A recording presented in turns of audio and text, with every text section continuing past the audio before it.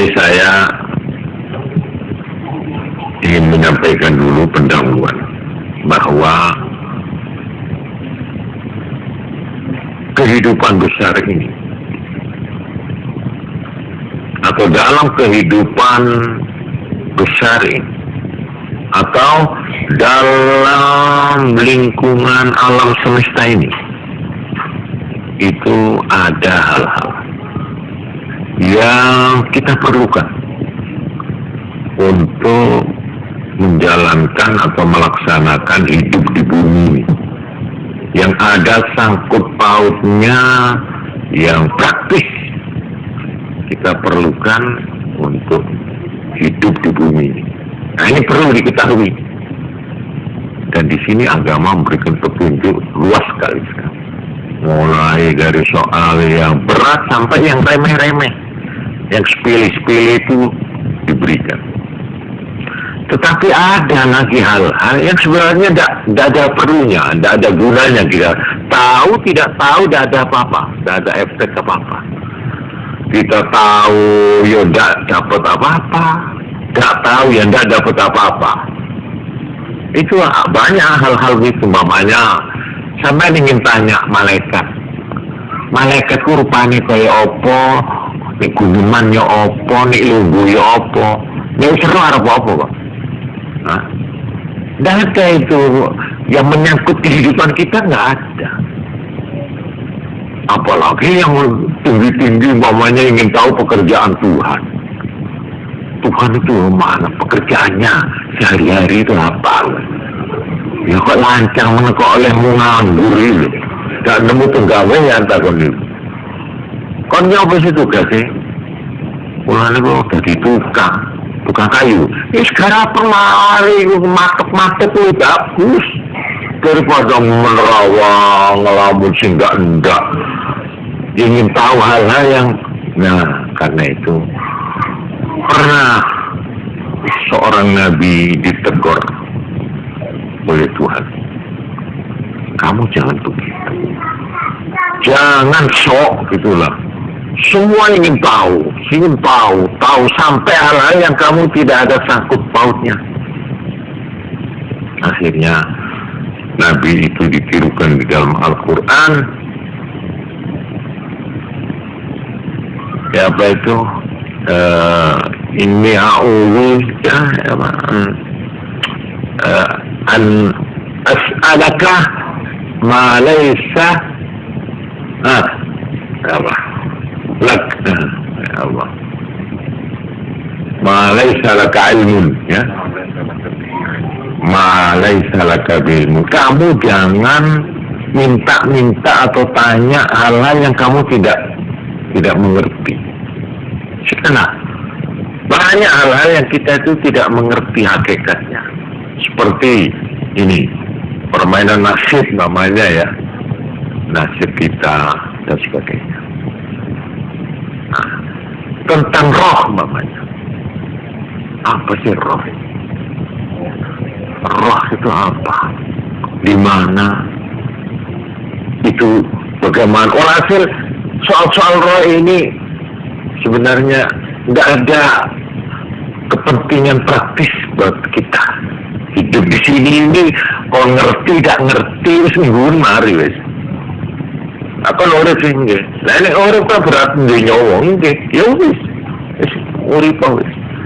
Lah nggih kalau kita takon dhisik lah, saya keberatan untuk hidup kalau belum tahu di mana tempat nyawa saya.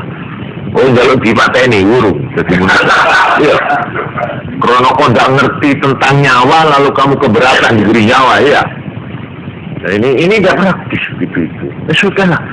Ya nyawa kita pakai Quran loh, kok bisa ngerti ya sudah. Karena itu waktu Nabi ditanya soal roh ini, itu memang dites, mau diuji. Coba Muhammad ini kalau memang Nabi, coba ditanya tentang roh ini bisa tidak dia jawab. Ini yang menguji memang orang Yahudi, cuma lewat orang Arab. Orang Arab Mekah itu coba kontak itu Muhammad itu. Tanya 3 ya.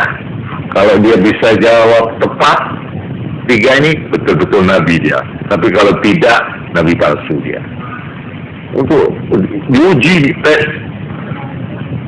Padahal Kanjeng Nabi itu semua orang tahu hidupnya itu ya tidak pernah sekolah, tidak pernah belajar, memang udah huruf. Pokoknya hidup tidak pernah disentuh oleh peradaban atau oleh apa itu namanya ilmu lah dalam arti umum. Yang ditanya 3. 1, bagaimana cerita Ashabul Kahfi, pemuda 7 orang yang akhirnya karena mempertahankan agama dia lari bersembunyi di gua. Kahfi itu gua. Lalu oleh Tuhan dia ditidurkan di gua itu selama 300 tahun. Bukan 3 hari, 300 tahun.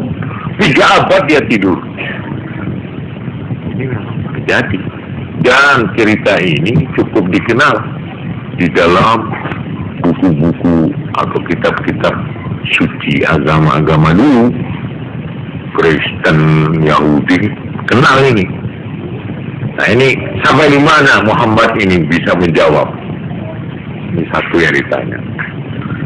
Nomor 2, tentang cerita yang di semua agama ada, yaitu seorang raja yang perkasa yang bernama Dzulkarnain. Ya, Dzulkarnain. Ada yang menerjemahkan apa? Alexander the Great. Ya, Dzulkarnain. Ini yang kedua. Yang ketiga, coba tanya tentang roh. Roh itu bagaimana dan di mana dan apa? Nah ini yang ketiga ini, itu yang pertama, kedua dijawab. Nah itu tersebut di dalam surat Al-Kahfi, dipaparkan di sana.